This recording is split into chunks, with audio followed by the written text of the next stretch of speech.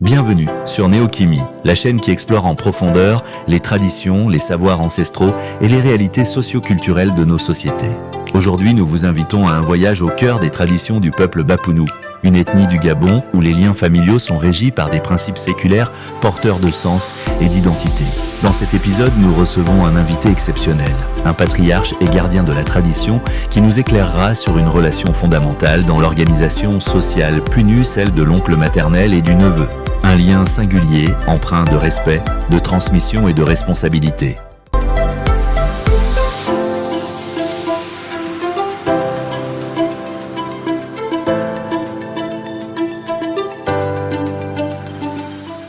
Bonjour. Bonjour mon fils. Pouvez-vous vous présenter brièvement à nos téléspectateurs? Oui, d'abord merci de m'avoir une fois de plus accordé la possibilité de m'exprimer sur cette antenne. Je suis Ngimbi Kumba, de nationalité gabonaise, de coutume Pounou. Je vis à Mouabi et père d'une nombreuse progéniture. Malheureusement, je dois dire que notre culture est aujourd'hui sapée. La culture pour nous n'existe presque plus à cause de tous les événements que nous avons connus, surtout au niveau culturel. Autrefois, la culture pour nous était le socle même, le soubassement de la vie d'un homme pour nous, homme avec grand H. Mais malheureusement, aujourd'hui, nous avons connu autre chose, ce qui nous met en difficulté. Surtout vous, les jeunes. Dans la tradition Punou, quelle est la place du neveu par rapport aux enfants biologiques de son oncle maternel? Excusez-moi, la place du neveu par rapport, vous avez dit, aux enfants biologiques de son oncle maternel. Mais tout simplement, la place du neveu, c'est la place du père. C'est-à-dire, c'est la place de l'oncle. Numériquement, c'est ni moins ni plus. De la même façon, son oncle est considéré par ses neveux, c'est de la même façon que son neveu doit être considéré par les enfants à son oncle. Donc, directement, ce sont ses enfants. Qu'est-ce qui explique que le neveu est considéré comme le père des enfants de son oncle? En pays pour nous, nous vivons au régime matrilinéaire, c'est-à-dire les enfants appartiennent d'abord à la mère. Les enfants prennent directement le clan de la mère. Ça veut dire quoi? Ça veut dire que moi, mes neveux, c'est-à-dire les enfants, nièces et neveux, y compris, les enfants à mes sœurs appartiennent à mon clan. Dès lors où ils appartiennent à mon clan, en d'autres termes, ils sont, pour les hommes, les papas. De la même façon, moi, mon enfant biologique m'appelle papa, c'est de la même façon, mon enfant biologique doit appeler papa, en fait, doit appeler mon neveu papa. Parce que nous sommes, nous, des matrilinéaires, contrairement aux patrilinéaires. Par contre, mes enfants appartiennent à leur mère, donc appartiennent au clan à leur mère. Est-ce que vous comprenez? C'est ce qui explique on va dire, la suite même. En fait, mes neveux et mes nièces sont ma suite. Mes enfants biologiques sont la suite aux frères et aux nièces à leur maman. Je voulais dire les sœurs et à leur maman. Voilà. C'est le statut de matrilinéaire là qui fait en sorte que mes neveux et mes nièces remplissent les mêmes conditions, on va dire, que moi. Pourquoi? Parce que, après moi, mes neveux ont l'obligation, je dis bien l'obligation, de me succéder. C'est-à-dire, ils ont le droit d'épouser mes femmes, de récupérer, pas d'épouser, parce que c'est des femmes qui ont été épousées, mais de les récupérer et de les garder de la même façon que moi je l'ai fait. Donc, si déjà mes femmes deviennent automatiquement les femmes à mes neveux, ça veut dire que mes enfants deviennent automatiquement les enfants à mes neveux. Ça, c'est notre tradition. Y a-t-il une ou des conditions où cela est naturel pour que le neveu incarne la puissance paternelle des enfants de son oncle? Honnêtement, il n'y a vraiment pas de conditions. Déjà, c'est mon neveu. C'est mon neveu. Il appartient à ma famille. Automatiquement, je l'ai dit tout à l'heure, automatiquement, il doit jouer le même rôle que moi j'ai joué. J'ai dit j'ai joué. C'est-à-dire, pendant que je suis encore en vie, c'est ça la condition. Dès lors où moi je suis encore en vie, mes femmes, mon neveu ne peut pas déjà on va dire les garder. C'est pas possible, parce que je suis encore en vie. Mais seulement, mes femmes savent que, après moi, automatiquement, il lui revient le droit de les récupérer avec les enfants. Donc, c'est automatique. La seule condition, c'est je suis encore en vie. Je suis encore là. D'accord? Mais dès que je suis parti, il n'y a plus de conditions. Quels sont les droits et responsabilités du neveu envers les biens de son oncle, tant de son vivant qu'après son décès? Commençons d'abord par de son vivant. Les biens de son oncle, ce sont ses biens. Il a tout intérêt à bien les garder, à les utiliser en bon escient, avec beaucoup de sérieux, parce que ce sont ses biens, c'est automatique. Après la mort de l'oncle, là encore pire. Si déjà du vivant de l'oncle, le neveu se devait de bien s'occuper des biens de son oncle, qui sont automatiquement ses biens, après la mort de son oncle, mais c'est lui qui succède à son oncle sur tous les plans. Je dis bien sur tous les plans. Comment se déroule le processus de succession chez les Bapounou, notamment ce qui concerne le rôle du neveu par rapport aux fils de l'oncle? Le processus de succession se déroule de manière permanente. De manière permanente. Tout simplement parce que une personne en bonne santé est un malade qui s'ignore. Voilà, si vous attendez que quelqu'un vous dise non, je suis malade, c'est le moment où on doit commencer par former les successeurs. Il y a le risque de passer à côté de la plaque. Voilà pourquoi la succession, le processus de succession se fait de manière permanente. Moi, je suis encore en vie, j'ai des neveux. C'est à moi de préciser à mes enfants biologiques que mes neveux, ce sont vos papas. Je dois leur expliquer les raisons pour lesquelles mes neveux sont leurs papas. Ensuite, je dois expliquer au fur et à mesure que le temps passe à mes neveux le rôle qu'ils ont et qu'ils auront à jouer avant, je veux dire pendant et après mon existence. C'est à moi de leur dire, attention, ce sont vos enfants, voilà les limites des enfants, voilà les limites des parents, pour que après mon départ, il n'y ait pas de problème de succession. C'est d'ailleurs même la même chose. En fait, c'est la fréquentation.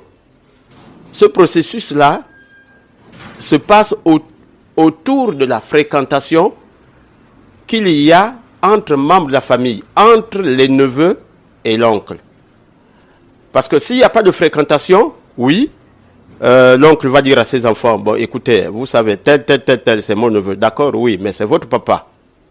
Mais si ces enfants-là ne sont, enfin ces neveux-là, les parents, disons les enfants biologiques, ne voient pas régulièrement ces neveux-là autour de l'oncle, à coup sûr, la succession va être difficile. La succession va être difficile. Et là, c'est à tous les niveaux. Parce que, je veux vous le dire, nous sommes des Africains. Autrefois, il y avait par exemple des totems. Des totems, je voulais dire, des totems. Si moi je garde un totem issu de ma famille maternelle, mais ce totem-là doit être géré de génération en génération. Mais très souvent, on ne donnait pas ça de façon spontanée.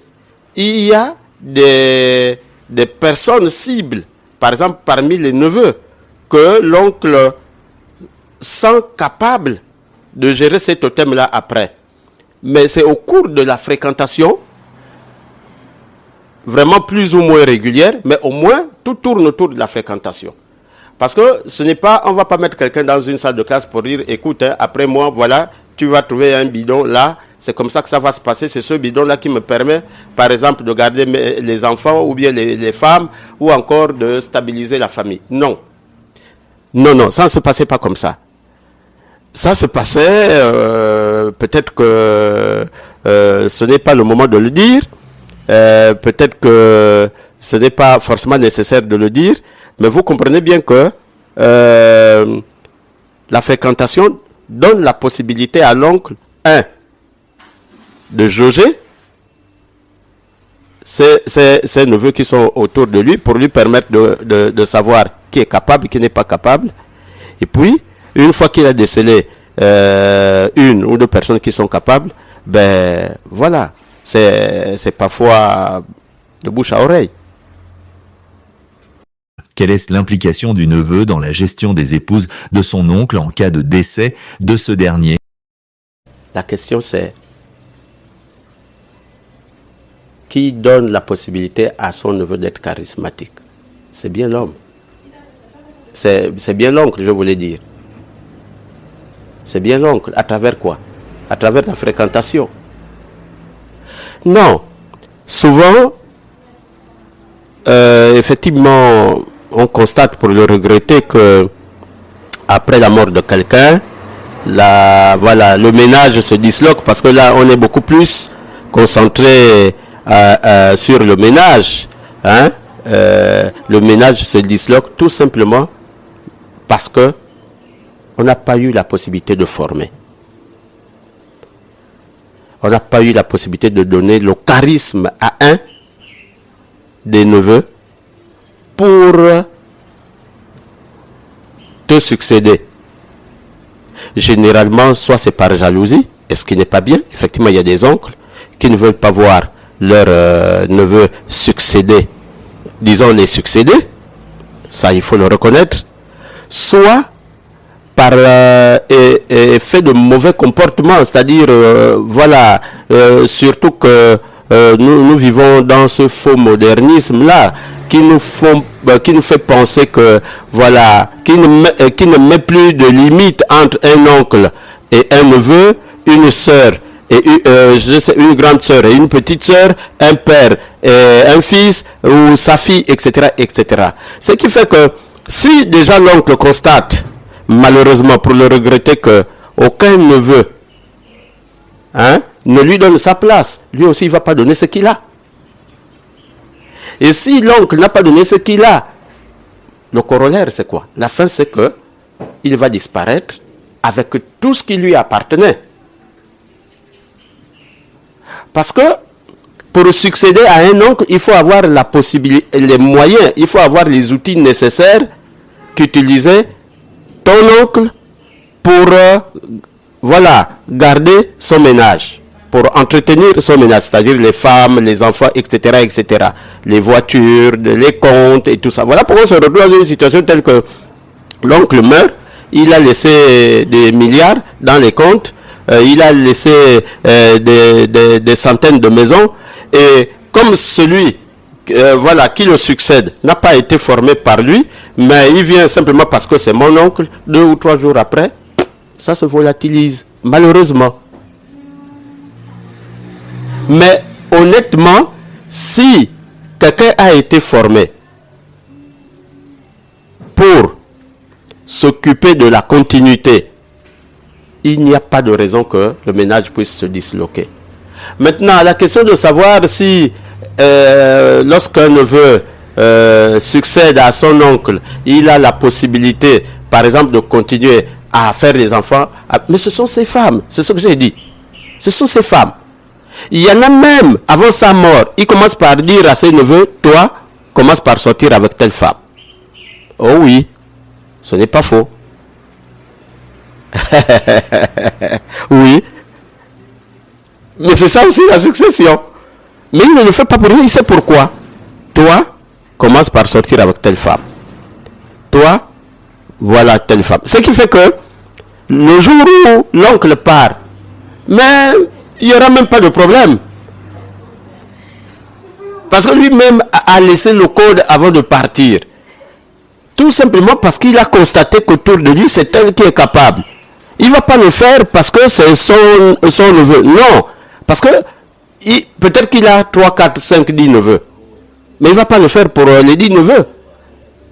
Il y a un choix qui est opéré sur la base aussi de la collaboration franche qu'il y a eu entre l'oncle et les neveux.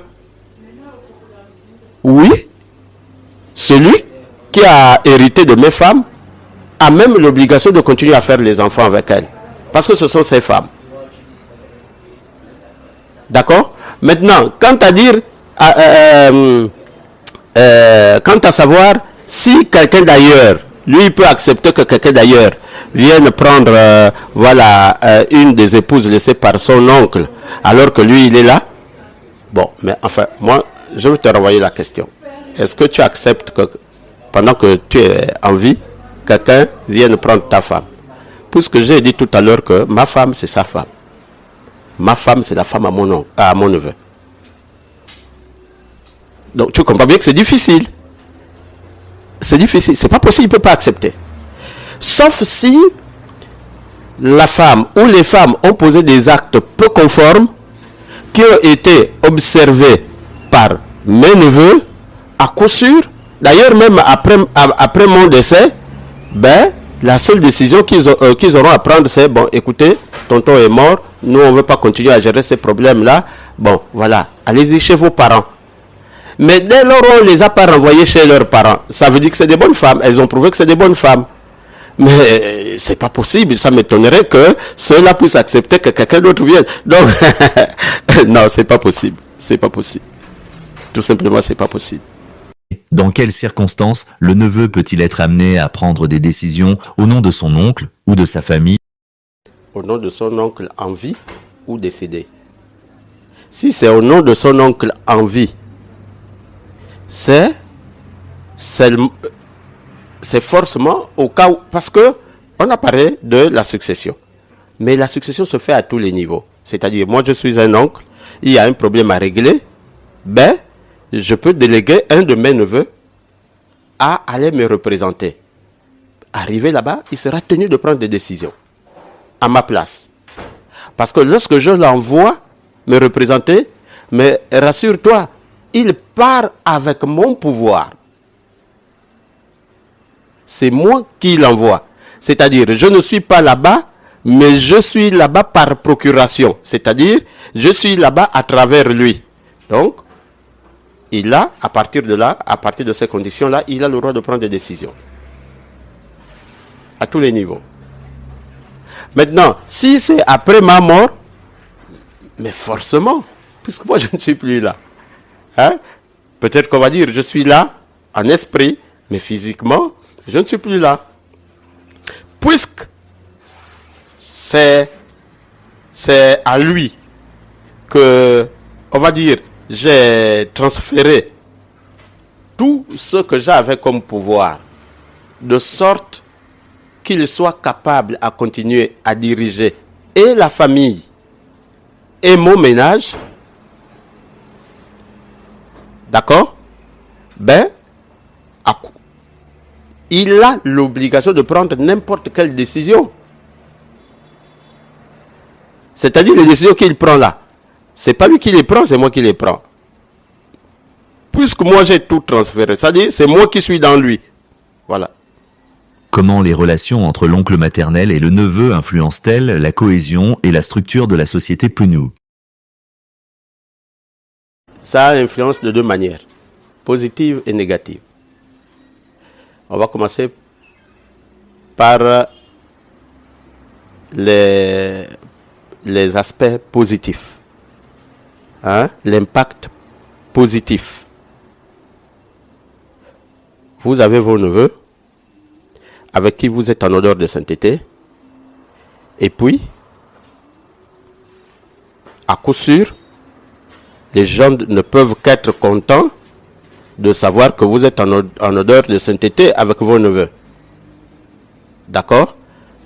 Ça pourrait même influencer peut-être une autre famille qui est à couteau tiré, que Dieu nous en préserve, à partir de votre exemple.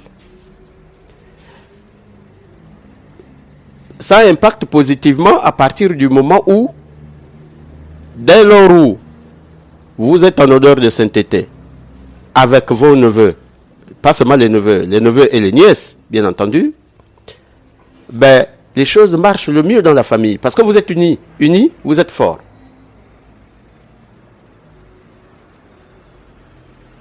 Les projets vont marcher, à coup sûr. Toutes sortes d'organisations vont marcher parce que vous êtes unis. Mais de manière négative, malheureusement, dès lors il y a eu un manque de cohésion entre un oncle et on va dire, pour ne pas dire à chaque fois neveu, parce que c'est comme si on excluait le côté féminin, c'est-à-dire les nièces. S'il y a un manque de cohésion entre un oncle et les enfants à ses sœurs, mais c'est souvent la débandade. S'il y a la débandade, qui souhaiterait voir une famille qui s'entre-déchire? Là, ça impacte négativement la société. Les choses ne marchent pas le mieux. Et c'est ce qu'il y a à éviter.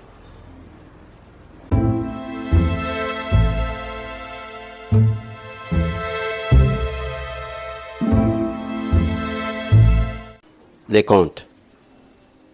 Principalement les comptes. Vous savez, autrefois,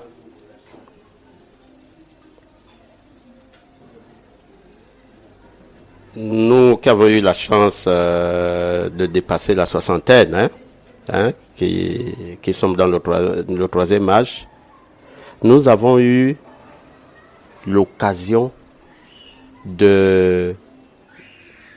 d'assister, surtout dans nos villages. Nous, c'était particulièrement en période de saison sèche, parce qu'en période de saison sèche, tout le monde était dans son village. Voilà, c'est la période des travaux champêtres, c'est la période de la construction, etc., etc. Le soir, les parents nous appelaient pour raconter. Nous avons en Punou, par exemple, le Sabou de Mumbwang. Le Sabou de Mumbwang, c'est un conte qui commençait mais qui ne terminait jamais.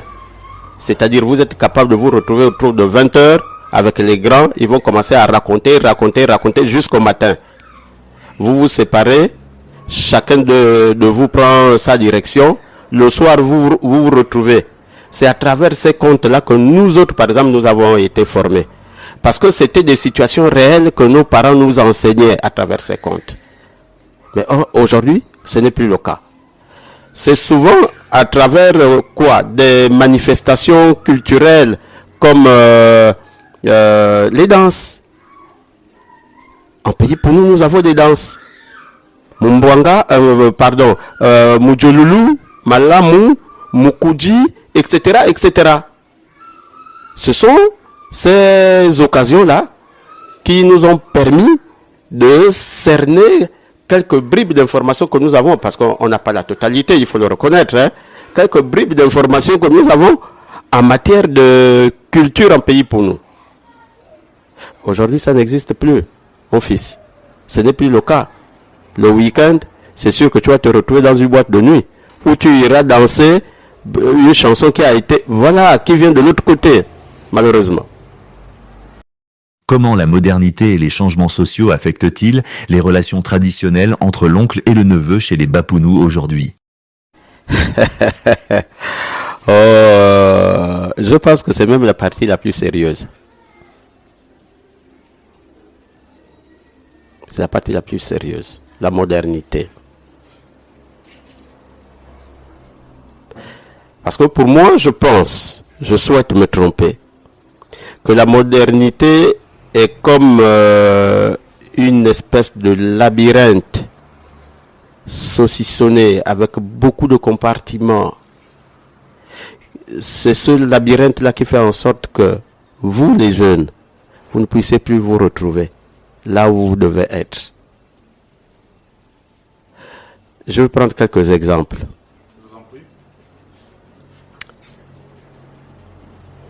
Mon père n'a pas été à l'école.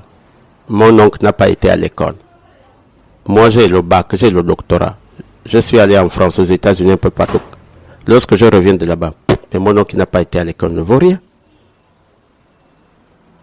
Mon père qui n'a pas d'argent ne vaut rien. Je ne vois que ce bien matériel-là, mais je ne vois pas le bien culturel, qui est le socle de notre bien matériel, qui est même le socle de notre vivre. Je dis vivre, je préfère ne pas dire vivre ensemble, parce que vivre ensemble, c'est une partie du vivre.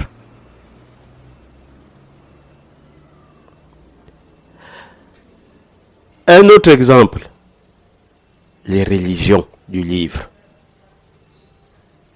Les religions du livre qu'on nous a apportées.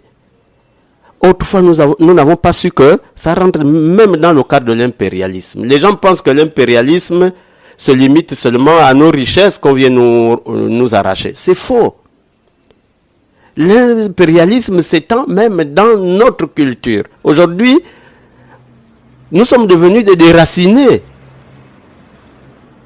À cause de quoi? À cause de ces religions-là, à cause de ces sectes-là qu'on nous a fait venir d'ailleurs pour nous faire croire qu'en réalité, ce qu'on a connu, ce que nos grands-parents ont connu, c'est du faux. Mais le tout se résume en quoi? Au modernisme. De mon point de vue, c'est vrai, comme l'autre disait, autrui, on va dire l'enfer est chez les autres. Non. Non. L'enfer n'est pas seulement chez les autres, parce que l'enfer commence par là où nous sommes. C'est vrai. Je ne voudrais pas dire que si nous nous sommes retrouvés à ce niveau de culture -0 ou -2, c'est seulement à cause de ceux qui sont venus nous envahir. Nous sommes nous-mêmes aussi responsables, parce que c'est nous-mêmes qui avons accepté d'avaler la pilule qui est venue d'ailleurs. Mais grosso modo, le modernisme ne nous a pas aidés et ne nous aide pas, ne nous aidera pas. C'est la plus grosse des erreurs. C'est, bon, peut-être pas la plus grosse, mais c'est l'une des erreurs que justement les gens commettent. Mais ici, nous parlons de quoi? De notre culture. Ici, nous parlons de notre culture. En d'autres termes, ton père, c'est aussi le neveu à ton père. On n'a pas dit, ton père, c'est aussi le neveu à ton père qui est plus âgé que toi. Non. Il est ton père, c'est-à-dire qu'il soit ton petit frère, c'est ton père. Qu'il soit plus jeune que toi, en fait plus vieux que toi ou plus âgé que toi, je ne sais pas, prenez ce que vous voulez, c'est ton père, parce qu'il est le neveu à ton père. Je veux vous dire quelque chose. Ce qu'on appelle la bénédiction. Dans les églises, on nous dit malheureusement que la bénédiction vient de Dieu. Point barre. Mais on ne nous dit pas les canaux que Dieu utilise pour nous envoyer cette bénédiction. De la même manière, j'ai même appris que Jésus est sorti du ventre de Marie. Ça, j'ai appris, parce que moi, je n'ai pas le droit de prendre ça comme de l'argent comptant, hein. Je n'ai pas aussi le droit de refuser cela. Ceux qui en disent savent pourquoi. Mais nous avons appris que Jésus, c'est un exemple. Jésus est sorti du ventre de Marie. Mais cette fois-ci, Marie ne s'est pas couplée avec un homme. D'accord. Le prophète Mohammed est né d'un père et d'une mère. Tous les autres prophètes, je n'ai pas encore connu un prophète que Dieu a envoyé sur terre sans père ni mère. Donc ce n'est pas sous l'effet du hasard que Dieu nous envoie sur terre en utilisant ces deux canaux-là. En d'autres termes, nous sommes liés à ces deux canaux-là. Maintenant, que quelqu'un dise que moi je suis sorti, c'est comme quelqu'un qui dirait, bon, moi j'ai 61 ans et la petite sœur ou le petit frère à ma mère a 40 ans, c'est bien le frère ou la sœur à ma mère, mais moins âgé que moi, je ne vais pas l'appeler maman ou tonton. Est-ce que vous trouvez ça normal? Ça, c'est une grosse erreur. Rassure-toi d'une chose, quelqu'un qui se comporte comme ça n'aura jamais la bénédiction de sa famille paternelle. Parce que la bénédiction de la famille paternelle, on la trouve du plus grand au plus petit. La bénédiction également de la famille maternelle, on la trouve du plus grand au plus petit. Dès lors où tu as manqué de respect, malheureusement, parce que toi tu es plus âgé que l'un d'entre eux, bon, rassure-toi d'une chose, qu'est-ce que tu attendras après? Si ce n'est pas la poisse. Donc nous sommes tenus de respecter tout le monde. Dès il appartient à la famille de ton père. Le plus âgé, c'est ton père. Le moins âgé, c'est ton père. Dès qu'il appartient à la famille de ta mère, le plus âgé, c'est ta mère. Le moins âgé, c'est ta mère. Mais que nous, on appelle la preuve en pays pour nous. Le frère à ta mère, on l'appelle mam. Mais ta mère, tu l'appelles mam également. Hein? Le dernier de la famille de ta mère, et pourtant, moins jeune que toi, tu es tenu de l'appeler mam. Ça veut dire que le plus petit là, que toi tu crois être, voilà, que toi tu souhaites pas considérer, à qui toi tu veux pas donner le respect que tu dois vouer à tes parents, a le pouvoir sur toi. Tu ne veux pas, il a le pouvoir sur toi. Jeune soit-il.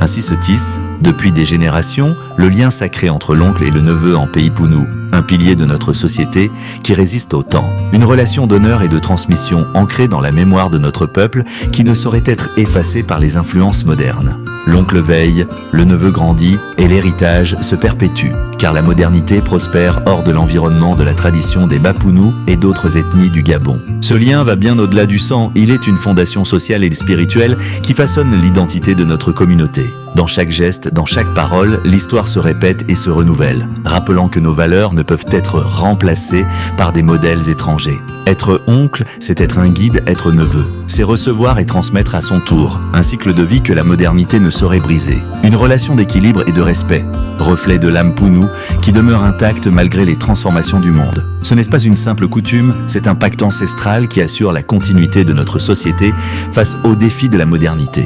Aujourd'hui encore, ce lien unit les familles et préserve l'identité du peuple Bapounou, prouvant que tradition et modernité ne s'opposent pas, mais doivent s'harmoniser.